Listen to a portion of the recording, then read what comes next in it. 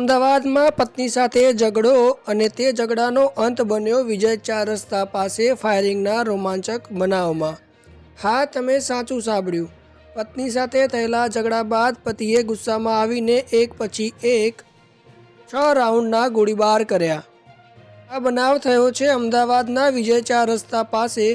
શરૂઆતમાં દંપતી વચ્ચે ઘરમાં ઝઘડો થયો અને ગુસ્સામાં ભરાયેલા પતિએ ફ્લેટમાંથી નીકળી પોતાની પાસેની રિવોલ્વર વડે ઉપરા ઉપર 6 ફાયરિંગ કરી નાખ્યું।